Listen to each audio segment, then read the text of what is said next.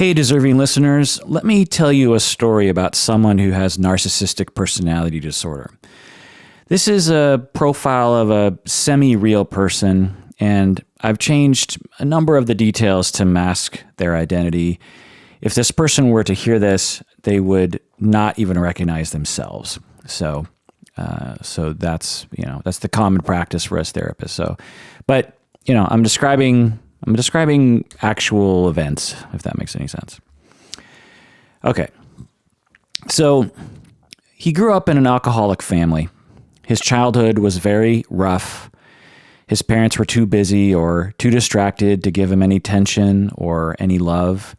So he turned to sports and grades as a way to gain attention from other people, including his family. But he never really felt good about himself. In fact, deep down, he had extremely low self-esteem, like really, really low self-esteem, like deep, deep shame. He hated himself. But he was good at sports, and he knew how to get people to like him.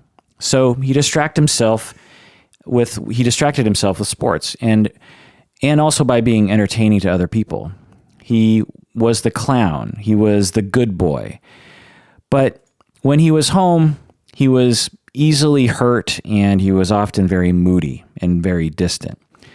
And if someone in his family made fun of him, he really was hurt easily, and he would think about it day and night. And he would react very badly when people teased him. And he spent a lot of energy making sure that no one could tease him. So he made sure that his hair was perfect, that his outfits were just right. And he also adapted by leaning into the ridicule at times somewhat. So he started wearing weird outfits. That way, if someone made fun of him, he knew that his fashion sense was just better than the average person. He had developed a sense of superiority in other areas too. In sports, he was often the best player, and he took a lot of pride in that. But at home, he didn't get a lot of pride, and he mostly felt invisible. He felt the constant tension between his parents. They would get into violent arguments sometimes, and sometimes his father would disappear for several days without any explanation. So after a while, he decided he would just stay in his room most of the time. Sometimes he would console his mother as she drank herself to sleep at night. As a teenager, he eventually got a girlfriend, and they fell madly in love. They talked about their love as if their love was the only love that ever existed. They were both really popular at school, and they both really loved to be on stage. But as with most high school romances, their relationship ended in a very dramatic fashion. One night she got drunk at a party, and she got together with his best friend, and he was devastated, and he broke up with her. He was deeply humiliated. He felt completely blindsided by this. It didn't make any sense to him. It was just mind-boggling. At first, he didn't even believe it happened, but after a while, it finally sunk in, and he just felt humiliated and upset, and he couldn't sleep at night. His mind was racing. He couldn't stop thinking about her. Sometimes in the middle of the night, he would descend into panic and fear, and he would cope with this by jogging around the neighborhood as a way of distracting himself from his terrifying fear. He felt untethered to the world. He felt like he wasn't really connected to his life anymore. He went to Instagram and posted a number of pictures that related to his deep pain and his despair and his anger at his ex-girlfriend. And people responded online to him. And that gave him some consolation. But it was short-lived. So he decided that he would start writing about her. And he made a blog. And he went into depth about everything that she had done to him and everything that was wrong about her. And he posted it, and eventually she got in touch with him and told him to take it down, or else she was going to call the school or something. And he said, okay, fine. But the damage was already done. It was already out there, and everyone had read the blog. He also found a YouTube video that talked about mindfulness and Buddhism, and these ideas really appealed to him. He learned that he could better he learned that he could feel better if he detached from his expectations. And he also learned that most people are slaves to their attachments. That's what the YouTube video was telling him. And he learned that if he detaches from his attachments, he would be able to overcome his dependence on other people. And this really appealed to him. But really, any answer appealed to him because he was suffering so much. Again, it wasn't just like depression. It was being untethered, disconnected, just completely in despair. His mind would bounce from feeling humiliated to feeling despair and loneliness, deep loneliness, to feeling extreme rage, like he wanted to burn the school down, to feeling numb, to feeling desperate. He found that it helped to tell himself that he didn't need anyone. It helped if he believed that he could survive on his own. And it helped if he put his energy into things that he was good at, like sports and school and being the good kid, being the charming one. He joined the school newspaper and started publishing articles about politics and about how women have personality problems. Later in college, he still felt lonely and ruminated on moments of social anxiety. After going to a party, he would ruminate about the various things that he said, and he promised himself that he would work on those things so that he didn't make a fool out of himself in the future. He found that alcohol helped, and soon he was drinking almost every night. And it really gave him something to do. It numbed the pain, and it gave him an excuse to go out and be with friends again. He was often the life of the party. He had a loud voice, and he became gregarious when he drank alcohol. He learned how to do magic tricks and became pretty good at it. And he started performing at birthday parties. He had many friends, but none of them were very close. He went to parties and bars and clubs and met a lot of women. He was good at getting women to like him. He knew that about himself.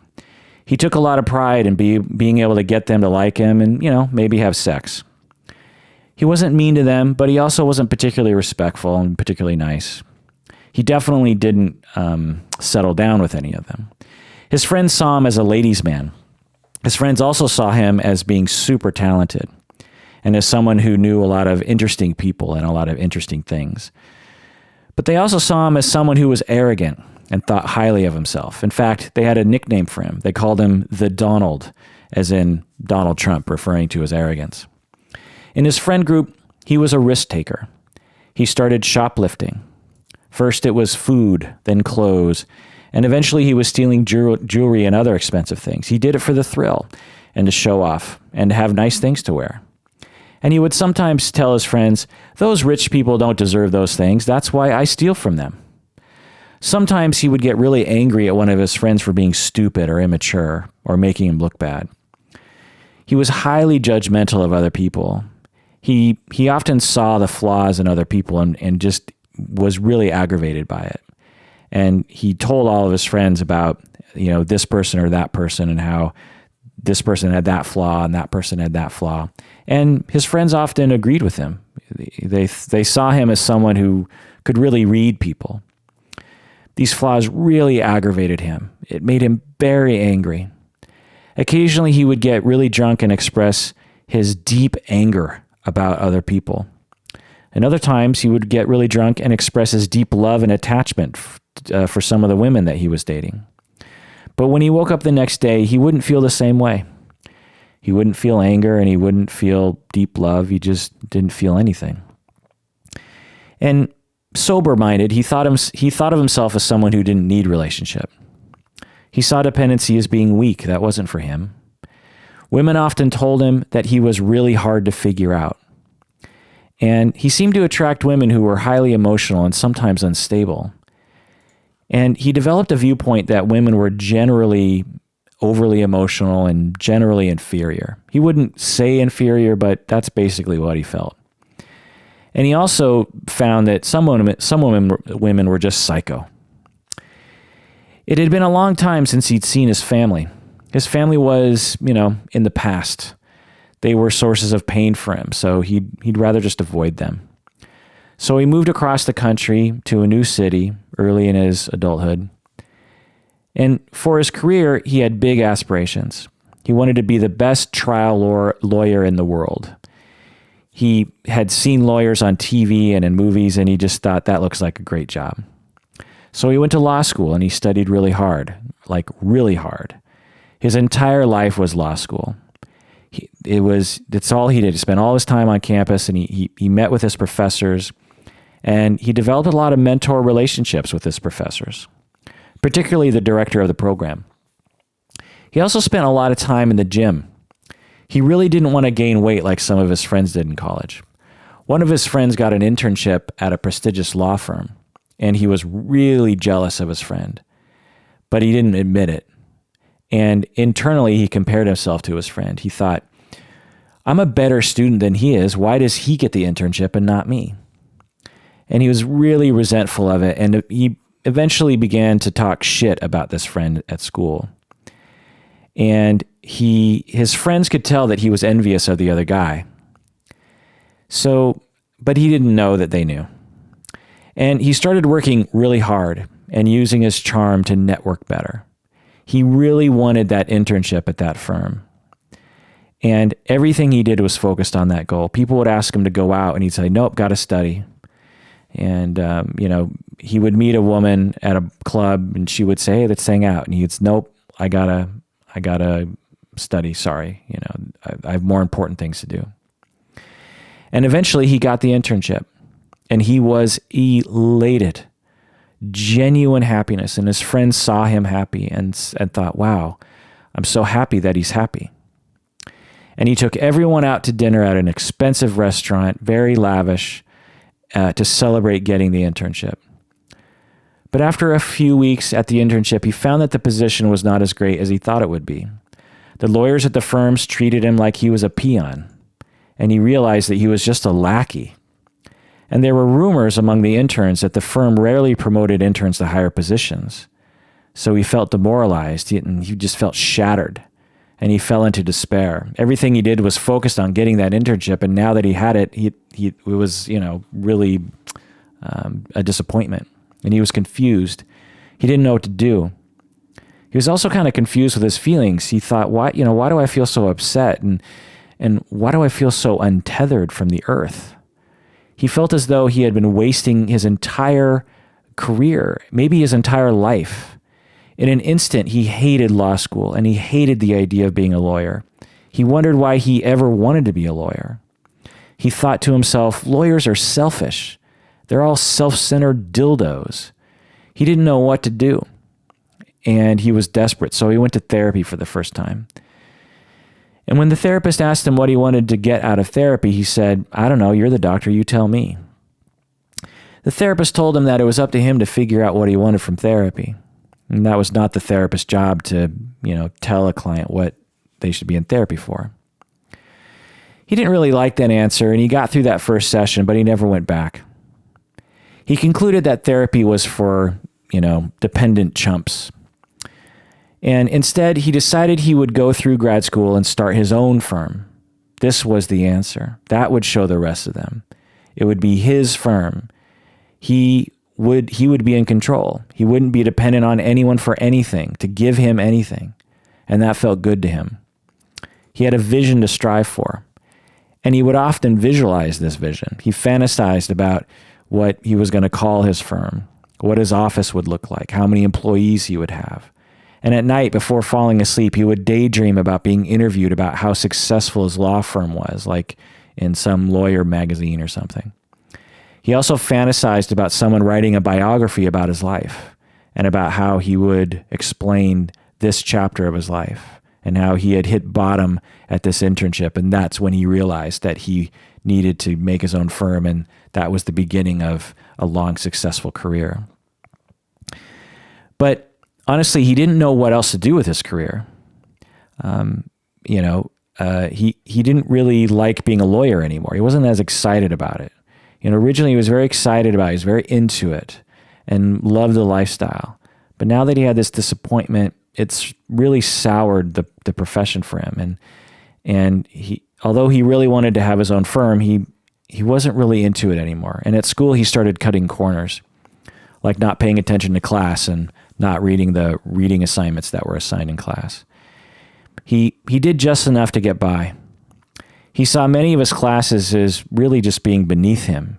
He thought that his professors were going too slow or that his classmates were all idiots. Eventually, he graduated and started working toward his goal of running his own firm. And he met a woman, and she was really, really nice. She wasn't demanding like some of the other women he dated. She had a similar background to him. Her parents were also alcoholics, and they bonded over that. Eventually, they got married, and they had kids, and they seemed to be the perfect couple. They had a nice house and a good neighborhood. Their Instagram pictures were all beautiful, but really they fought a lot. They fought about the house, they fought about money, they fought about how many kids they were going to have, they fought about many things. But in the end, they thought their marriage was fine. And in between the fighting, they tended to live fairly independent of each other, for reasons that they both consider themselves to be very independent, and also it helped to alleviate the fighting. Each of them were really focusing on their careers. They were both really good at their jobs, and they were both climbing the ladders of their careers, respective careers. She worked in a different industry. And they both started drinking a lot, which sometimes led to some really ugly fights. He often criticized her for many things. He told her that she spent too much time at work and that her political opinions were misguided, completely misguided.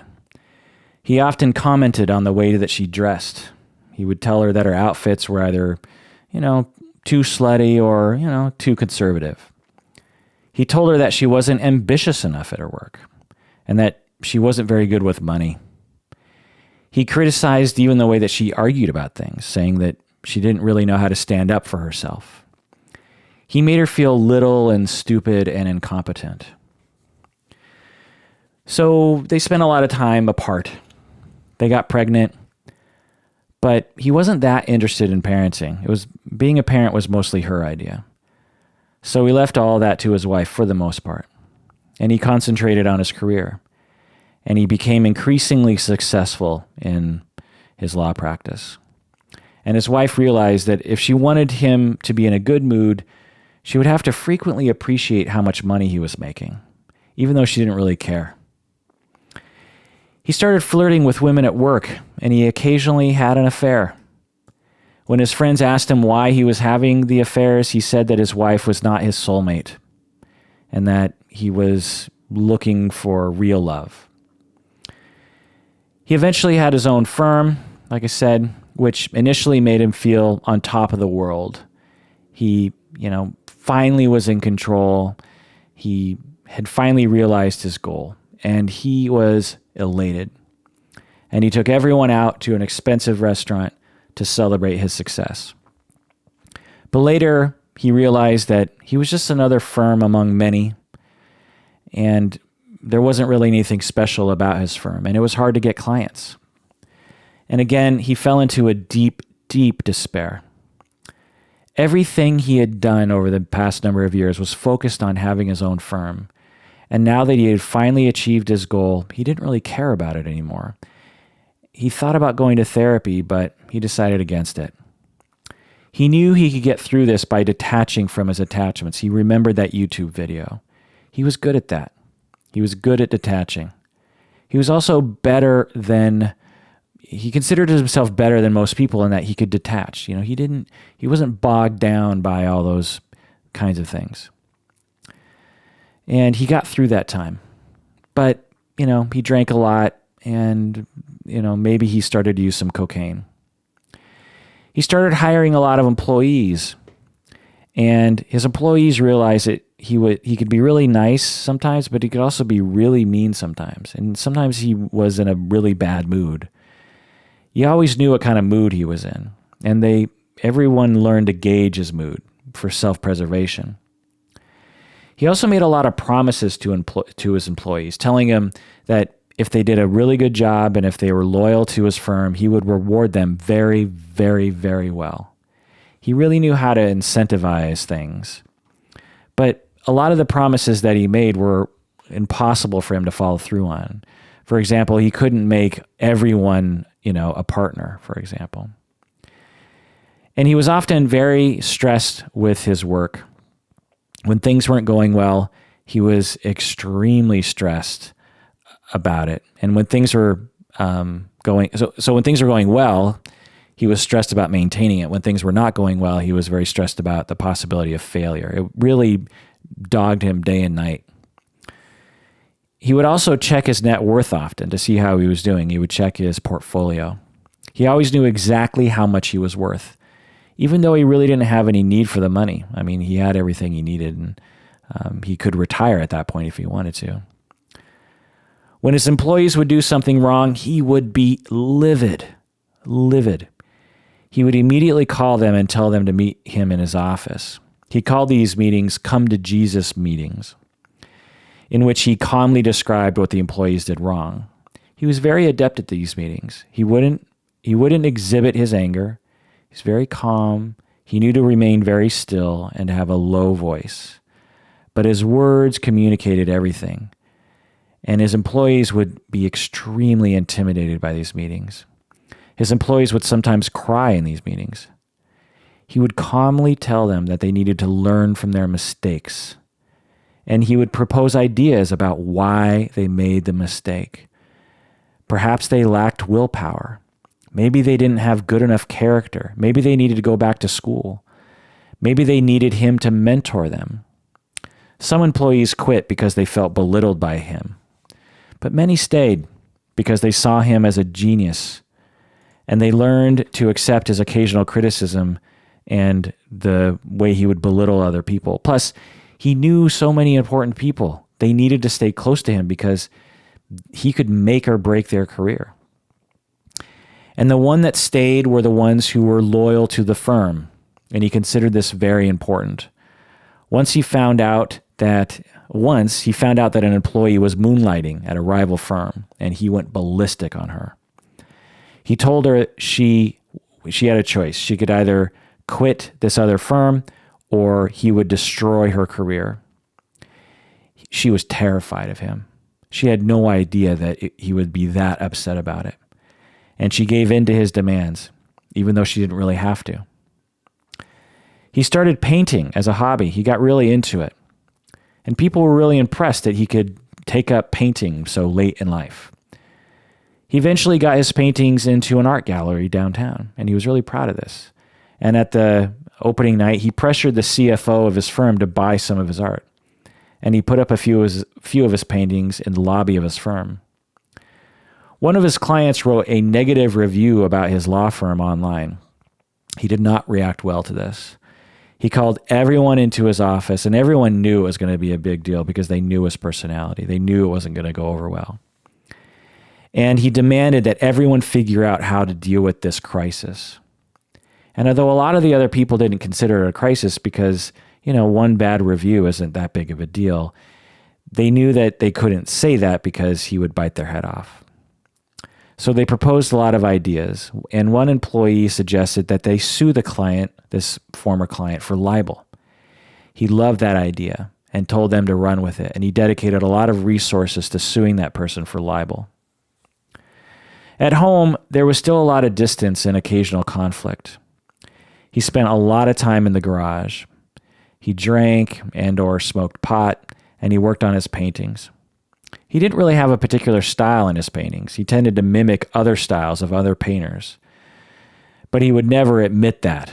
He would claim that he had his own style and that these paintings just emerged from his soul.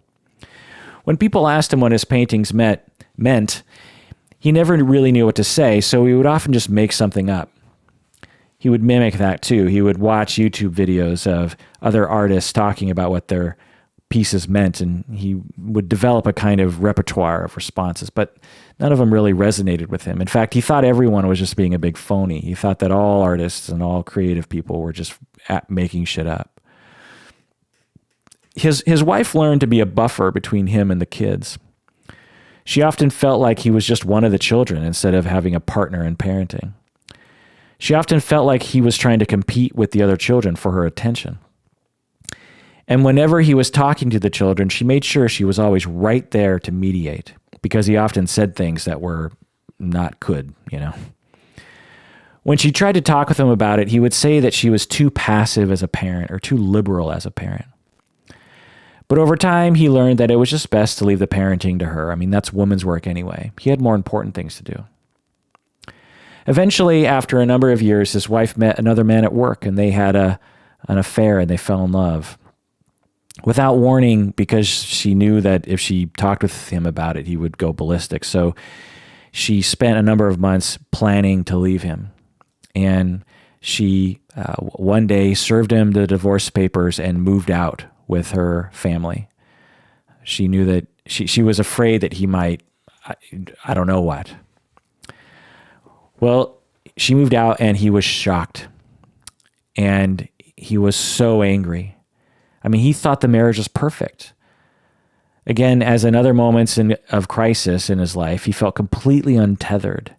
He was in complete despair, not depression. Depression is different. Depression is kind of like an acceptance for what's happening, and you're sad about it. That's not what he felt. What he felt was distress and despair and emptiness. And again, being untethered, like disconnected, not kind of like he wasn't real anymore. He was invisible again. He felt deep humiliation, and he worried about what other people would think about him, that his wife would leave him, because he had painted this world of perfection. People thought his life was perfect, the perfect mansion on the hill, the perfect law firm, the perfect dress, the most beautiful wife, the most beautiful kids. And now all of that was coming, it was just shattered. And again, he would pace around at night in utter panic. He didn't want her to leave him. He didn't want to be humiliated. He didn't want to be alone. And he desperately tried to get her back. He was willing to give up everything to get her back. He even went to therapy again, and this time he really opened up.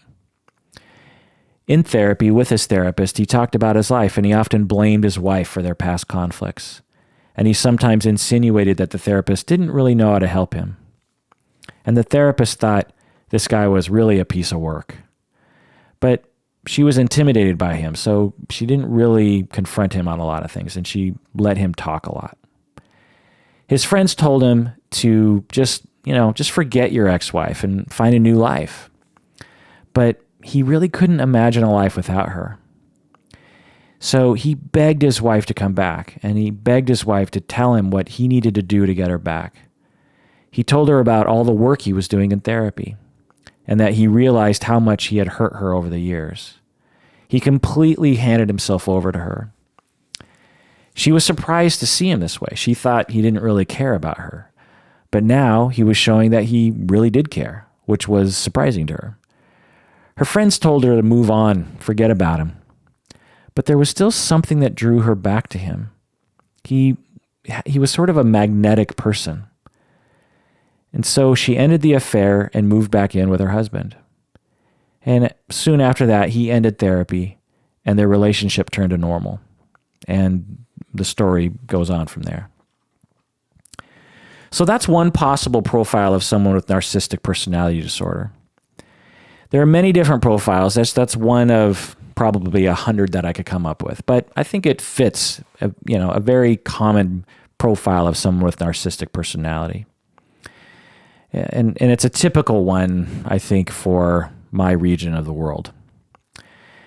And on the internet, there are different stories. There are often descriptions that don't really encapsulate what I understand to be narcissistic personality disorder. And as a result of all these really poor descriptions, because I'm guessing as you're listening to me describe this, you're like, that isn't exactly what I thought narcissistic personality disorder was, unless you actually know, because you might actually know someone like this and know that they have, that personality disorder. But for people who don't really know, you might think like, well, that's not what I thought narcissistic personality disorder. Because if you look on the internet, what you think narcissistic personality disorder is a girl who likes to take a lot of selfies. Because half of the articles, that's the picture they have. They have a lot of girls with taking pictures, a lot of selfie things. Or they'll have like these super extreme cases like Charles Manson or something. But the fact is that people with narcissistic personality disorder are regular people. And, they don't end up in prison for mass murder, the vast majority of them. As I mentioned before in my other episode on narcissistic personality, research has found that lay people have a really tough time identifying any personality disorder, let alone narcissistic personality. In fact, research has shown that among the personality disorders, lay people have the hardest time with narcissistic personality disorder.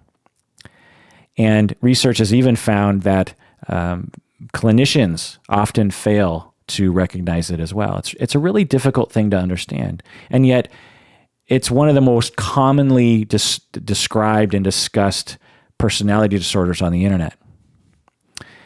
But I have only come to understand it after years and years, 20 plus years of studying it, experiencing it, reflecting on it, treating it, talking about it. And I still have a hard time really grasping it. It's a tough, you have to understand personality and development and culture and normal ranges of narcissism. It's a very hard thing. And it's frustrating to see so much bad information on the internet, and frankly, in a lot of training programs. I mean, there are people who graduate from training programs who probably have talked about narcissistic personality disorder like kind of in one class, which, is not unusual given the amount of topics that a training program has to hit on. But honestly, I think that training programs should spend a lot more time on personality disorders, because I would guess that most clinicians have a client with narcissistic personality disorder at least a few times a year, if not way more often than that. But they often don't know it because they don't know how to recognize it. And even if they do know how to recognize it, they don't know how to treat it. I mean, I've heard experienced clinicians announce, like declaratively, that it's impossible to treat someone with narcissistic personality disorder, which just isn't true. I mean, it's not easy, but it's definitely not impossible. I mean, if you don't want to treat them, that's fine. That's just your preference. Or if you don't feel like you're competent to treat them, then that's also fine. No, there's nothing wrong with that. But that's not evidence that it's impossible to treat the disorder. So anyway, that's my little rant on that. But having said that, there are people out there that I fully respect. Otto Kernberg's still with us, wonderful genius, and where I get really a lot of my conceptualization and understanding of narcissism from. Anyway, so this is part 2 of my deep dive into narcissistic personality disorder.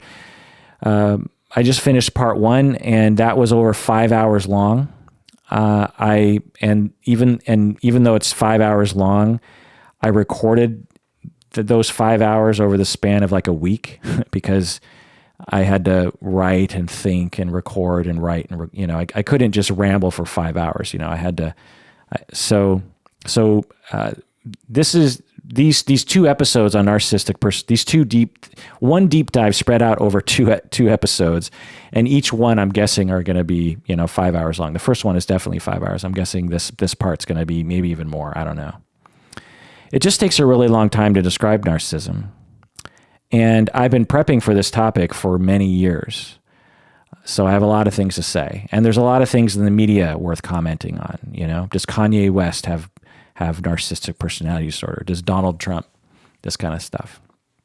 And how do you treat it? What's the history? What did Freud say about it?